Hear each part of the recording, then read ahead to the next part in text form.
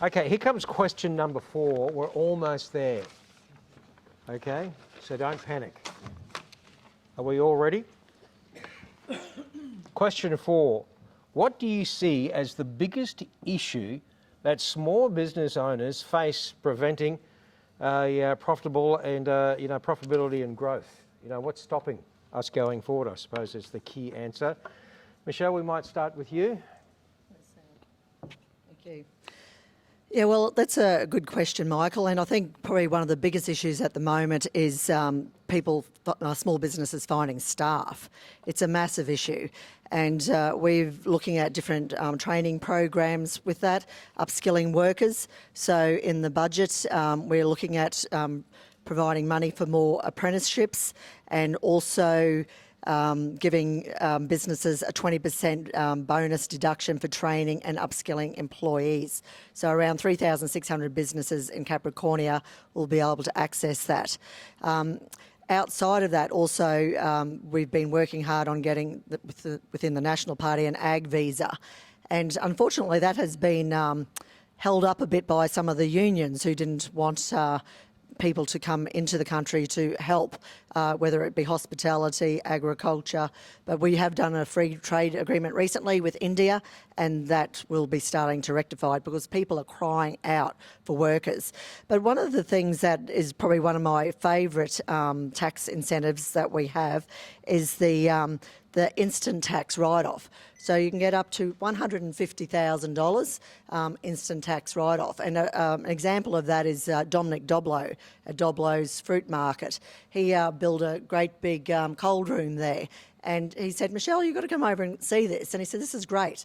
It's been written off straight away. And it's just amazing. And people pull us up all the time and said, thank you. We've got a new car, we've got new computers, we've got a new coffee machine. And I think that is extremely important. It's one program that we've just kept going, and I think it's extremely important for small business.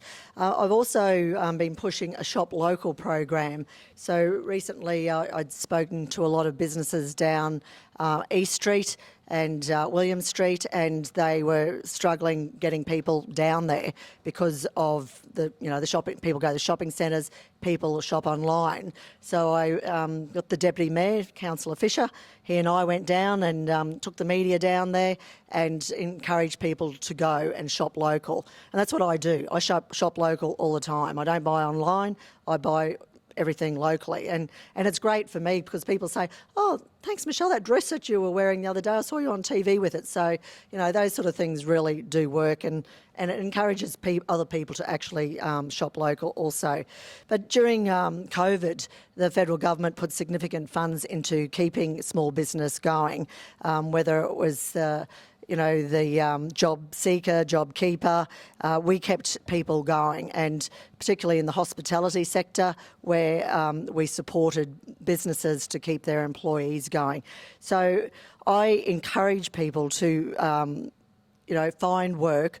And just even talking to some people here tonight, the fact that they can't find workers. We really have to push some of these people, get off their backside and get a job. Get a job, that's what it's all about. Yep. Thank you very much, Michelle Landry. Let's have a chat with Zteven Murphy, Liberal Democrats. Straight back to you, my friend. Thank you very much.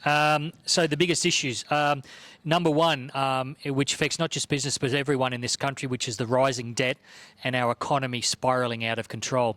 I beg all of us to take this seriously and make a sensible economic decision. We are approaching $1 trillion in debt. Now that's a big figure, and I do this sometimes with my students. Sometimes the word just goes past them. How do you visualise $1 trillion? Let me put it this way. If I gave you $1 million today, and then tomorrow I gave you $1 million, and I gave you $1 million every day until I got to $1 trillion, how long would that take? That would take 2,800 years. That's a date as far in the future as the foundation of Rome is in the past. Are you feeling the economic instability? Let's consider the nation of Argentina, once the 7th richest on the planet, with abundant natural resources, a prosperous middle class, and was regarded as being a major economy. Does that sound familiar? Their inflation rate in the year 2020 was 42%. poor economic policy has real-world consequences. If the Liberal Democrats want to cut spending, we're proposing a 10% reduction in all federal departments with the exception of Defence. We support abolishing duplicate departments. We wish to defund the ABC and SBS and allow them to flourish in a free market. We want to abolish subsidies on renewable targets. If wind and solar is so wonderful, then let it stand on its own merits. We oppose kicking the debt down the road. It is not the responsibility, or it is not the responsibility of us, or not the responsibility of our children and grandchildren to pay for our debts. The second thing, an abundance of unnecessary legislation and taxes that are just way too high. This should be self-evident to the business owners here. I once had a business. I hate paperwork, so my business didn't last very long. You all expend too much energy on non-productive effort. Hours spent reading rules, then the new rules, hiring accountants and when it all gets too much for you, filling out BAS statements, paying too much tax, watching your hard-earned money spent on ridiculous things. Unnecessary regulation is a drag on your business. The Liberal Democrats support, amongst other things, a policy of one piece of legislation in, two pieces come out. The third thing, now I'm a teacher by trade. I've met with the Chamber of Commerce during Campbell Newman's visit here recently, and we had an informal discussion. The education system is not as effective as it should be. It's being overwhelmed at the moment by this woke ideology. We would rather discuss gender pronouns than careful household budgeting. This is a mistake. The Liberal Democrats support new and innovative education models, the scrapping of NAPLAN, home education and university reform. Fantastic. I appreciate that, Zteven. I'm over. Time is up, I'm sorry. I know that's you're trying fine. to I get got 2 there. litres in a 1 litre bottle, but you had a good run. Mate, thank you very much. If you can pass the microphone over to One Nation candidate, Kylee. Have you got any solutions for us? Red tape, red tape, red tape, and now green to add to it. Small business should not be responsible for the weight of the world upon their shoulders, and One Nation will reduce the bureaucratic instilled red and green tape and look at ways to assist in easing the burden of running or owning a small business. We will look at how we can reduce ridiculous rental prices and other major overheads such as electricity and water and fuel to help reduce costs. And I also believe we should be reviewing the costs of business banking and how the banks are rorting businesses in general with excessive fees and charges. Thank you very much. Let's get on with it. And Russell Robertson from Australian Labor Party. Mate, no doubt there'll be lots of tape cutting as well. Why not, Michael? But importantly as well, the biggest restriction that most small businesses speak to me about is employees, making sure and finding employees that have have the skills and abilities to work. So A, they can't find them, and B, when they do get them, they haven't got the skills. So that's why that we're focusing so heavily on the 445,000 free TAFE roles to make sure that when your small business gets somebody, they've got the skill sets in order to make sure your business thrives. That's one of the key things. Training, making sure that when we get somebody out of school, perhaps someone that Steve's taught, that they've got the skills to work forward. You're going to be able to grow your business. Also, making sure local manufacturing. What we've seen is a lot of small businesses locally are so dependent on overseas manufacturers because what's happened over consecutive years is the government has just driven out local manufacturing. So we need more local manufacturing so that our small businesses can access local products.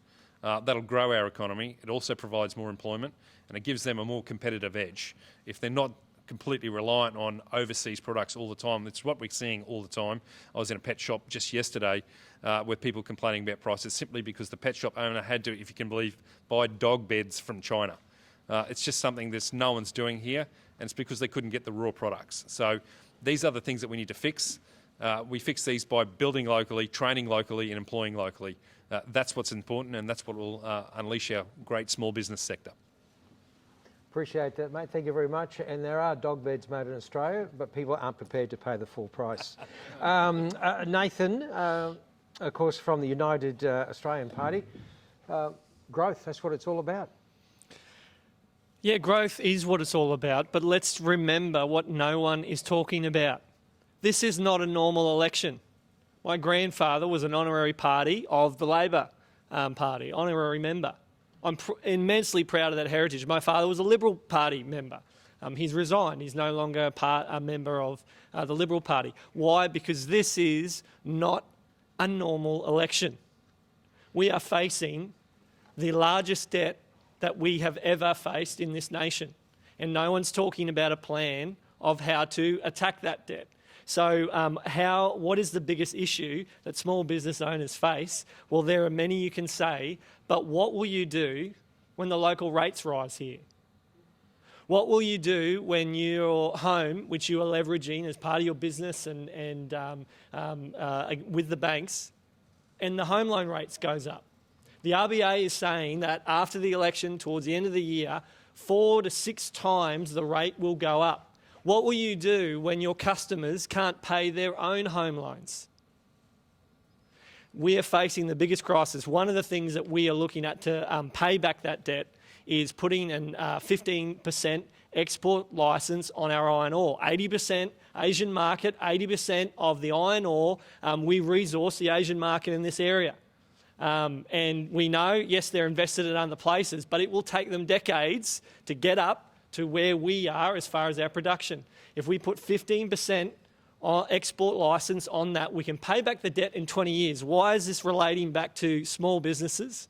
Well, because if we have those funds, we talk about worker shortage or upskilling people, well, this is how we will fund our policy that Craig Kelly announced for free TAFE and university.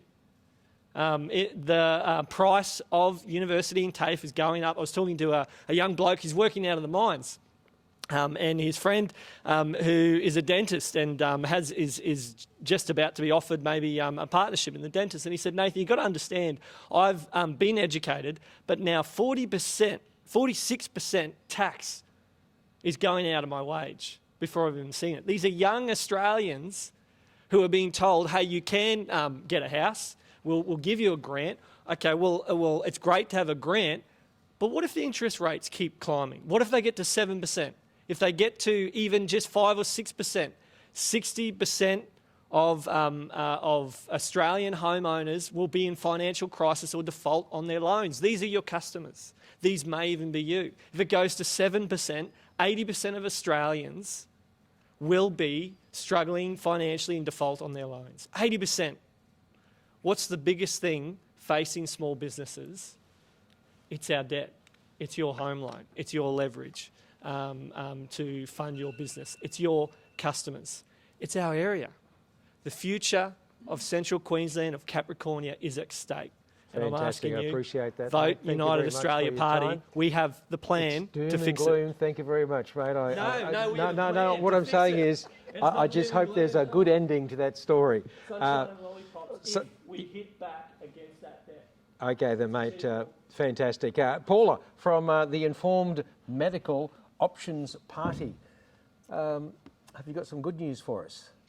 Well, as long as we make our governments pull out of Agenda 21 and 2030 and their commitment to the World Economic Forum's Great Reset, New World Order, this is what's happening. This is why our debt is so huge. This is why our taxes and our interest rates will probably go up, because their little mantra is you'll own nothing and be happy. Actually do some research into it. This is actually where they're wanting to take us all globally. That's what's happening during this whole time. So if you check it out, it's all there, and it's quite frightening to actually watch the people sitting at the table speaking. And our Prime Minister and our government has signed themselves up to it. Virtually, this is who they're taking orders from. So basically, for our small business, I believe we should have the no jab, no pay, no play legislation removed. So parents are no longer penalised, so they are not able to not take their children to daycare or go to work and provide for their families. Remove all COVID flu mandates and allow those who have lost their jobs from the mandates to receive support as a priority of job placement in their field.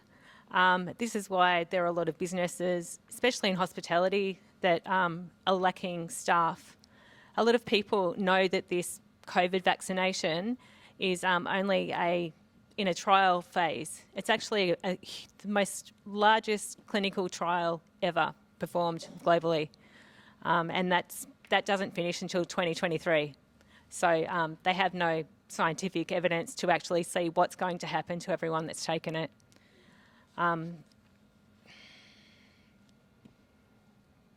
With removing all the COVID restrictions, which our government has at the moment done so, leading up to the election, this would allow businesses and tourism to flourish again.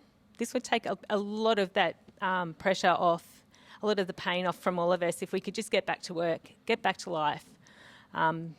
We can manage the actual strain of flu that's going around, and they've never once really given people natural remedies, and it can be managed, and it's not as horrific as what we once thought it was going to be at the beginning. And once again, that just came from the narrative again.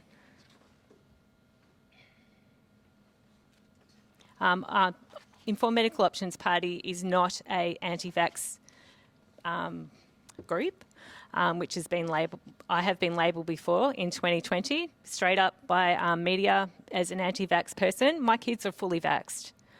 I'm fully vaxxed. I have just chosen myself not to take this vax because I know it's in trial phase until 2023. Thank you. Thank you very much, Paula. Mick Jones, of course, from the Queensland Greens. All right, so a lot of people have been talking about things like the price of housing, inability to get staff access, and I really think it's very important that we make very clear how this country was built. This country was built on social democratic policies, free university, public housing. These are things that caused the society we're in, and they weren't equal and they weren't fair for many people in our society, but they built that. And what we saw is a bunch of politicians who got their university degrees for free come in and decide that now you have to pay for university. What we saw is a group of people come into politics who pursued a neoliberal agenda, agenda based on global free trade, which has done serious damage to our society because it means that people are paying for healthcare, they're paying for education, they're paying for housing, they're paying for childcare. Last year, childcare in Central Queensland was more expensive than private school. So how many workers are going to come into your businesses when they can't even get childcare for a few hours that's going to be less, that's going to cost them less than the wage that you're paying them? And you're right, that's not your burden to bear. That's the government's burden to bear. We need to be taking responsibility for that. We need a universal childcare system. We need free university and TAFE, which was our policy before somebody borrowed it. We need to fund these things by taxing the people who are making massive profits, including the one who started his own political party recently. We need to make them pay their fair share so that we can have the essential services we need, so that your workers can get access to education, access to childcare, so that everybody with a house doesn't have to simply be at the mercy of a housing market that is going completely berserk in our region. Rents are skyrocketing. The price of housing is going massively up. It's not just about the interest rates, it's about the market and the taxpayer-funded subsidies that are spurring it up. We need public housing. We need affordable rent-to-buy housing. That's the kind of thing we need to actually build up our community. We've got far too many empty shop fronts on East Street to be talking about cutting red tape and cutting taxes. Look, there's plenty of red tape that we need to get rid of, for instance, the means testing that prevents people from getting access to these services. If you have access to childcare and then you do a little bit better for 6 months or a year, you lose access to childcare. You can be on the public housing waiting list for decades, get in and then do a bit better in your life, and all of a sudden you don't qualify for many of these services. The NDIS is a perfect example of that. Massive, complex application processes that we have to cut down. The solution to that isn't deregulation, it's public services. Bloody public services like we used to have in this society that built our prosperity, that built our education base, that built our ability to manufacture and innovate. Those things are being eroded. We need to bring them back. We need genuinely free public school. Public schools are being massively underfunded. It's disgraceful that anybody on this panel would be talking about, they're divisive, it's about the woke agenda. It's not a bloody woke agenda to stop kids from being bullied in school because they're gay or because they're trans. That's the basic responsibility of our community, okay? We can do a hell of a lot better in our society, but we have to take care of each other instead of pandering to billionaires and people who say that cutting red tape is going to benefit people who need regulation. We absolutely have to rebuild our social safety net, our social infrastructure, and if we Don't do wanna that, be a bully, mate, you're going to have but more we've gotta people to chop you work off. and come into your businesses. That's what we need. Thank you. Thanks very much, Mick Jones, Queensland Greens. Fascinating. Now, Zteven Whitty from the Great Australian Party. Let's hear your solution. Can you repeat the question? I certainly can. What do you see as the biggest issues that small business owners face preventing and profitability and growth? Thanks, Amazing Michael. I wanted it repeated due to the fact that the audience would benefit from reminding each other here that this isn't a solutions-based question, it's an acknowledgement of an issue. So forgive me if it feels like I'm simply highlighting an issue. To me, free trade, economic policies, and inadequate communication, in addition to constitutional alignment and referential accuracy, are some of the most prevalent issues that small business owners can face in relation to where preventions and obstructions to their profitability and growth may occur. Every business wants to make a profit. That's all well and clear. That's all perfectly fine. The resolutions would have to be coming after the problems are identified, and the expansions will be herein. Over the past years, free trade policies have led to the gradual destruction of the Australian manufacturing industry, with the resulting loss of hundreds and thousands of Australian jobs and increasing dependence on the import of foreign goods to satisfy basic local demands, and a deteriorating trade balance, creating a massive and rapidly growing foreign debt problem that is reflected in the declining value of the dollar. The second issue would be that national debt, and that is the very fact that beyond $1 trillion, I think at last check it was $1.7 trillion. And in a direct reference to the next issue, which would be constitutional alignment, that debt actually belongs to the Australia government as opposed to something that is known as the Commonwealth of Australia government. So that's a key issue that might need to be addressed with the idea of referential accuracy. And the last point would be the very fact that by inadequate communication, I mean such as the things explained therein, provided the level of clarity and consistency needed for being informed about accessing, if desired, any assistance, incentives and ingenuities for the betterment of business activity. Should be made available by businesses and governmental departments. So for the reasons that I just explained right then, it's more to do with probably how people are being communicative in their delivery of what the actual issue is, and it might be something that is, again, more causality-based rather than symptomatic. And thank you for your time. Thanks very much, Steve. Look, hold that microphone.